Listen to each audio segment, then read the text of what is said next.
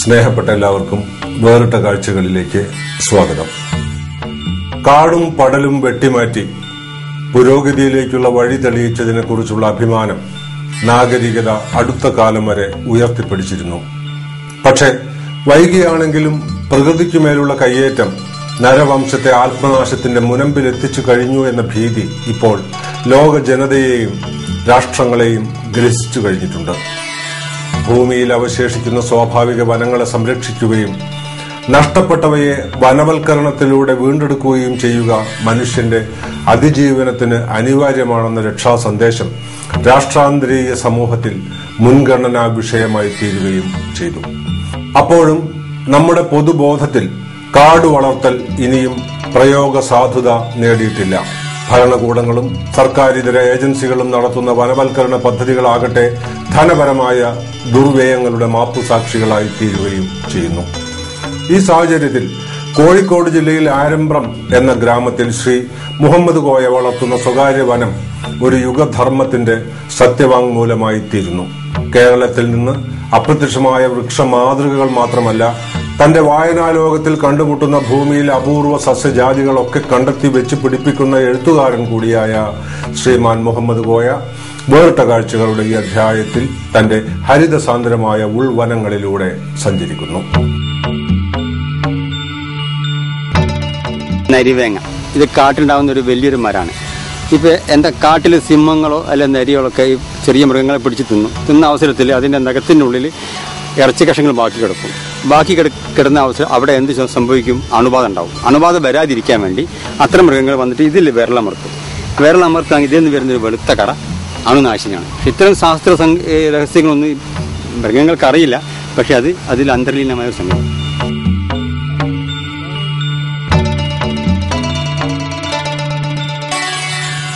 ഇതാണ് പുത്രൻജീവ എന്ന മരം. ഇതേപ്പറ്റി ഒരു ഐതിഹ്യമുണ്ട്. സന്താന സൗഭാഗ്യമില്ലാത്ത സ്ത്രീകൾ ഇതിന്റെ ചുവടെ നിന്നാൽ കുഞ്ഞുങ്ങൾ ജനിക്കുമെന്നാണ് ആദിവാസികളോട് അടക്കമുള്ള ആൾക്കാരൊക്കെ ഇതേപ്പറ്റി പറയുന്നത്.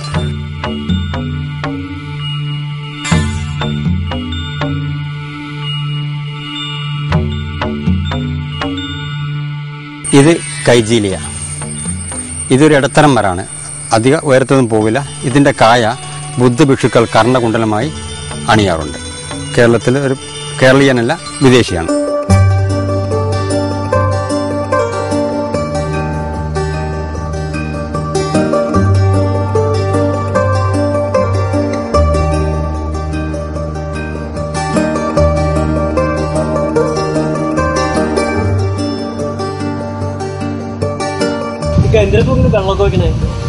ഇത് പക്ഷികൾക്ക് വന്ന് കുടിക്കാൻ വേണ്ടിയുള്ളതാണ്. ഇതിലിങ്ങനെ കുറെ പാത്രങ്ങളിൽ വെള്ളം വെക്കാറുണ്ട്. വേനൽക്കാലങ്ങളിൽ പക്ഷികൾ കുടിച്ചോട്ടെ. ഉരകങ്ങൾ പക്ഷികൾ മാത്രമല്ല, മറ്റുള്ള ഒരുപാട് ചെറിയ സസ്തനികളൊക്കെ ഉണ്ട് വെള്ളം കുടിക്കാൻ വേണ്ടി. ഇപ്പം മഴക്കാലത്ത് അത്രയധികം കുടങ്ങളില്ല. വേനൽക്കാലത്ത് 5-10 കുടങ്ങൾ ഇതിൽ ഉടനീളം പോകും.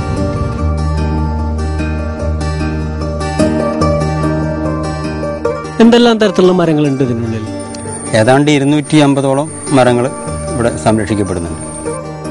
ഇതിൽ എത്ര എണ്ണമാണ് അപൂർവം എന്ന് താങ്കൾ പറയുന്നത്?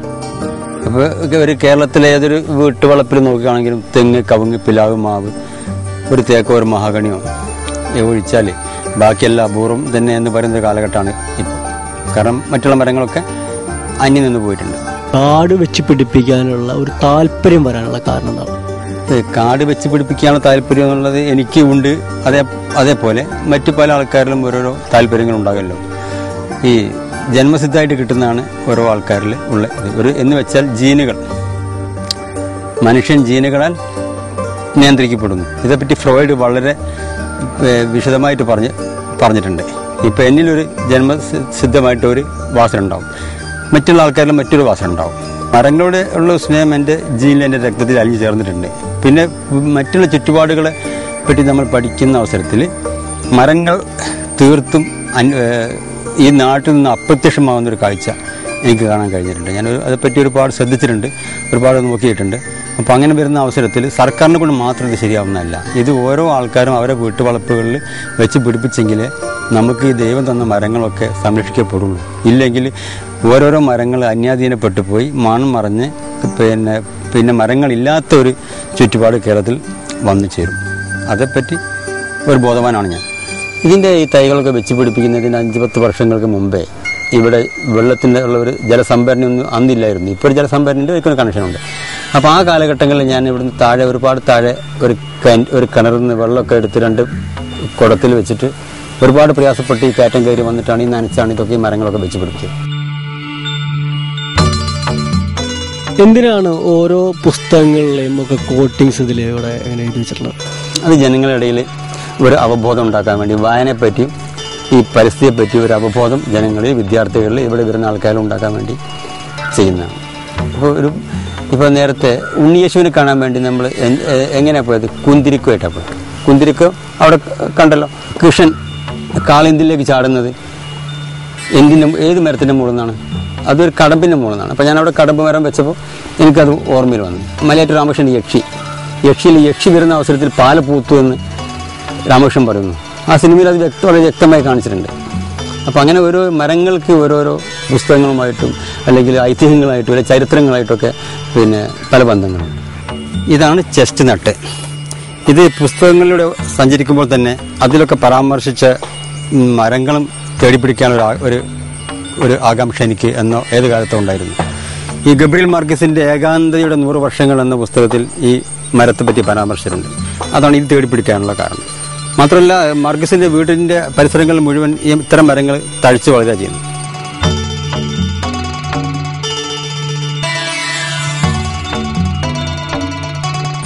നീർമാതളം ഏതായാലും ഈ മരം ഇപ്പോൾ കേരളീയർക്ക് എല്ലാവർക്കും അറിയാവുന്നൊരു മരമാണ്. ആ പുസ്തകത്തിൽ മാധവിക്കുട്ടിയുടെ ഒരു നല്ല വരികളുണ്ട്. അമ്മയുടെ കരവലയത്തിൽ ഇരിക്കുന്ന ഒരു കുട്ടി ആ കരങ്ങളെ തട്ടിമാറ്റിക്കൊണ്ട് നീർമാതളം പൂത്തത് കാണാൻ വേണ്ടി ജനലിൻ്റെ അടുത്തേക്ക് പോകുന്ന ഒരു കാഴ്ച. ശതക്കണക്കിന് പൂക്കളെ താഴെ വീഴ്ത്തിയ ആ നീർമാതളം എത്ര കണ്ടാലും ആ പെൺകുട്ടിക്ക് മതി വരില്ലായിരുന്നു അത്രേ.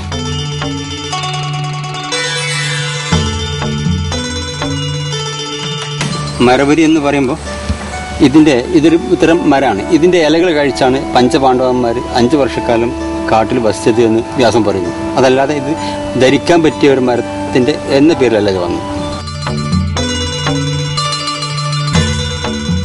കാട് വെച്ച് പിടിപ്പിക്കുന്നത് പക്ഷികളെയും പൂമ്പാറ്റകളെയൊക്കെ ആകർഷിക്കാനാണെന്ന് പറഞ്ഞു. ആകർഷിക്കാൻ കൂടിയാണ്. പണ്ടൊക്കെ ഒരു ആവാസ വ്യവസ്ഥ പണ്ടൊക്കെ ഉണ്ടായിരുന്നു. നാട്ടിൻപുറങ്ങളുണ്ട്, കാവുകളുണ്ടായിരുന്നു, ഈ പള്ളിപ്പറമ്പുകളുണ്ടായിരുന്നു. അല്ലെങ്കിൽ നമ്മുടെ കേരളത്തിൻ്റെ ഓരോ ഗ്രാമവും ഓരോ ആവാസ വ്യവസ്ഥയായിരുന്നു.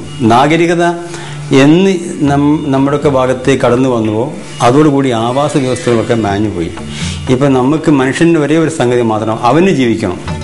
ഇതര ജീവികൾക്കോ അവർക്ക് ജീവിച്ചാലും വേണ്ടില്ല, ജീവിച്ചില്ലെങ്കിലും വേണ്ടില്ല. ഈ പ്രകൃതിനെ അത്തരത്തിലുള്ള ഒരു രൂപത്തിലാക്കി മാറ്റിയിട്ടുണ്ട്. അപ്പോൾ ഒരു ആവാസ വ്യവസ്ഥ ഉണ്ടാവട്ടെ. അതിൽ പക്ഷികളും ഉരകങ്ങളും ചിത്രശലഭങ്ങളും ഷഡ്പദങ്ങളും എല്ലാം വളരട്ടെ, ഒരു ആവാസ വ്യവസ്ഥ വരട്ടെ.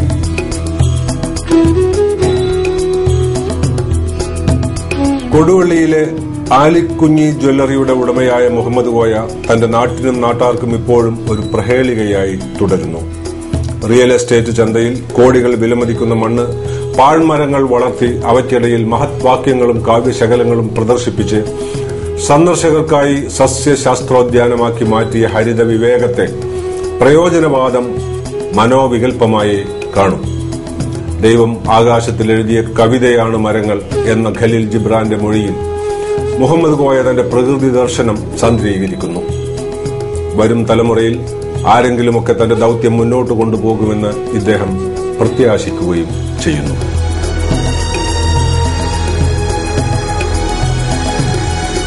ഞാൻ അതിരാവിലെ ഒരു 6 മണി കഴിഞ്ഞാൽ ഇവിടേക്ക് വരും. ഒരു 8 മണി വരെ ഇവിടെ ഉണ്ടാവും. 2 മണിക്കൂർ ദിവസം ഇവിടെ അധ്വാനിക്കും. പുതിയ മരങ്ങളൊക്കെ വെച്ച് പിടിപ്പിക്കും. ഏതെങ്കിലും മരങ്ങൾക്ക് എന്തെങ്കിലും സംരക്ഷണം ചെയ്യേണ്ടത് അത് ചെയ്യും. പിന്നെ അതിന്റെ പിറകെ ഒരുപാട് വർക്കുകളുണ്ടാവും. ഒരു ദിവസം പോലും ഇവിടെ വന്ന് വെറുതെ ഇരിക്കേണ്ടി വന്നിട്ടില്ല. ഇനിയിപ്പോ ഇവിടെ എന്തൊക്കെ ചെയ്യാനൊക്കെയാണ് ഉദ്ദേശിക്കുന്നത്? ഇവിടെ നിറച്ചപ്പോൾ കാടായിട്ടുണ്ട്. ഇനി നമുക്ക് ചെയ്യാനുള്ളത്, ഇനിയും ഇതിൻ്റെ ഇടയിലൊക്കെ സ്ഥലങ്ങളുണ്ട്. അവിടെയൊക്കെ നമുക്ക് പുതിയ പുതിയ മരങ്ങൾ കണ്ടെത്തുന്ന അവസരത്തിൽ ആ തൈകളൊക്കെ ഇവിടെ കൊണ്ടുവന്ന് ഇനിയും വെക്കണം. ഇത് പ്രത്യേകിച്ച് നിരൊപ്പിക്കുക അല്ലെങ്കിൽ ഒരു പ്രത്യേകിച്ച് ഒരു ഗ്യാപ്പ് നമ്മൾ ഇവിടെ ഒന്നും വേണ്ട ആവശ്യമില്ല. സ്വയംഭൂ വനങ്ങൾ അങ്ങനെ ഇല്ലല്ലോ. ഈ മരങ്ങളൊക്കെ എങ്ങനെയാണ് സംഘടിപ്പിക്കുന്നത്? ഇത് ഞാൻ കേരളത്തിനും പുറത്തും ഒരുപാട് സഞ്ചരിച്ചിട്ട് ഉണ്ട്. ഇത്തരം മരങ്ങൾ കിട്ടാൻ വേണ്ടിയിട്ട് എവിടെന്നെങ്കിലും ഏതെങ്കിലും ഒരു മരത്തിൻ്റെ തൈ അല്ലെങ്കിൽ